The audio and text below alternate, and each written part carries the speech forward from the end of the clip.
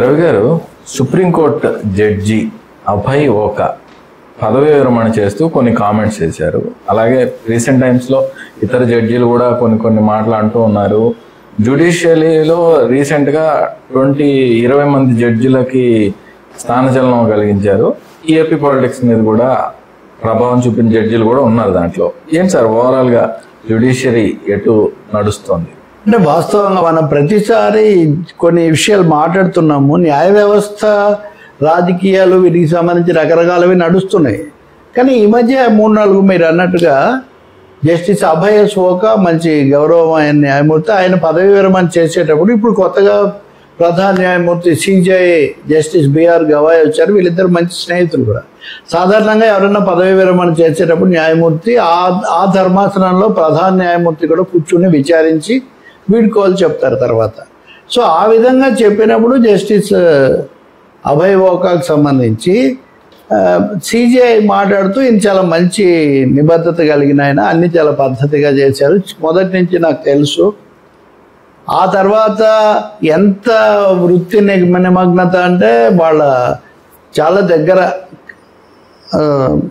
తల్లిగారు చనిపోతే కూడా అక్కడికి పోయి అంత్యక్రియలు అన్నిటికీ హాజరై బాధ్యతలను నిర్వహించి ఈరోజు ఇక్కడికి వచ్చారు. ఇది చాలా అని చెప్పారు. నేను కానీ జస్టిస్ ఓకా కానీ పదవీ విరమణ తర్వాత వేరే పదవులు తీసుకోకూడదు అని ఒక నిర్ణయానికి వచ్చాము, ఇంతకుముందే ప్రకటించాము అని కూడా ప్రధాన న్యాయమూర్తి గవాయ్ చెప్పారు. ఇతర విషయాలు అనేక వాటితో పాటు. అయితే జస్టిస్ అభయ్ ఓకా మాటల్లో 2-3 కీలకమైన ట్విస్టులు. ఆయన ఏమన్నారంటే, నిజమే ఇవన్నీ మేము నాతో ముందు నుంచి ఉన్నాయి, నేను ఉన్నాడు, బిఆర్ గవాయ్ చాలా కీలక పాత్రధారి, ఇలా ప్రశంసిస్తూనే సుప్రీంకోర్టు అనేది ప్రధాన న్యాయమూర్తి చుట్టూ, చీఫ్ జస్టిస్ చుట్టూ తిరిగే పరిస్థితి మారాలి. CJI centric supreme court system should be changed.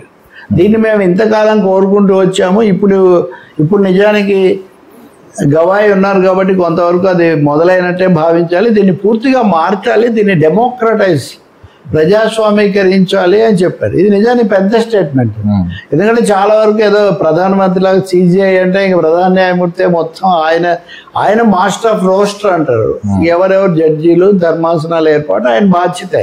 కానీ దాని అర్థము ఫస్ట్ అమంగ్ ఈక్వల్స్ లాగా కాకుండా సర్వస్వం ఆయన సెంట్రిక్, సిజేఐ సెంట్రిక్ గా ఉండకూడదని చేసిన వ్యాఖ్య మొదటిది మంచిది. కానీ రెండోది ఉందే, పదవీ విరమణ తర్వాత వేరే పదవులు తీసుకోవచ్చా లేదా ఈ విషయం వచ్చింది.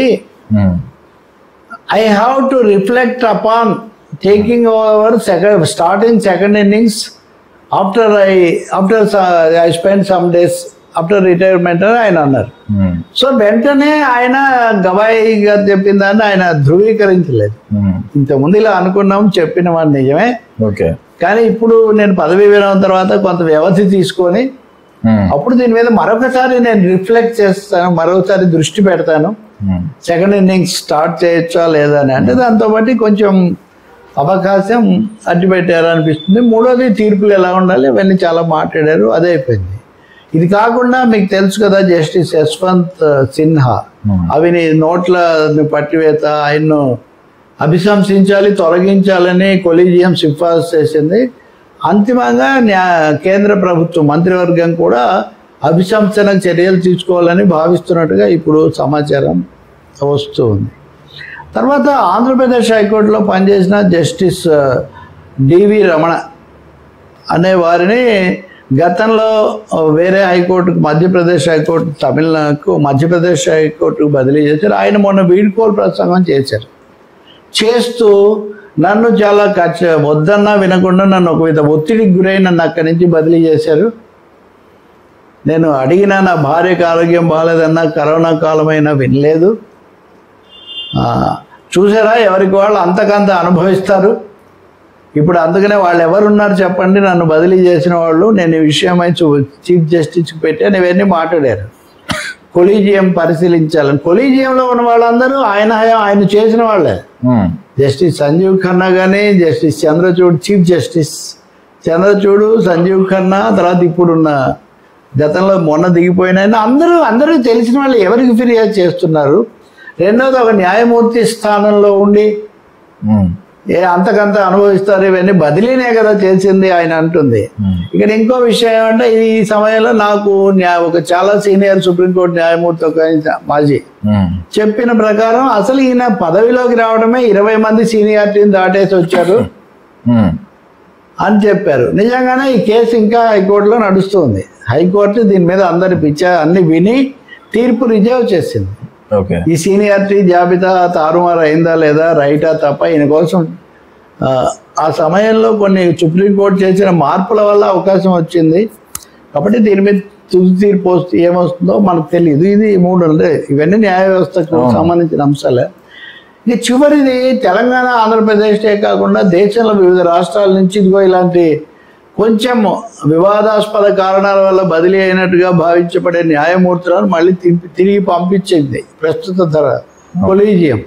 అందులో భాగంగా ఆంధ్రప్రదేశ్కు జస్టిస్ కన్నగంటి లలిత, జస్టిస్ భట్టు దేవానంద్ వీళ్ళిద్దరు తిరిగి వచ్చారు. వీళ్ళు జగన్ ప్రభుత్వం ఉండగా బదిలీ అయినప్పుడు. ఇవి నిజానికి ఏ వ్యవస్థగా వ్యవస్థే కదా. తెలంగాణ హైకోర్టు కూడా అలా వచ్చారు.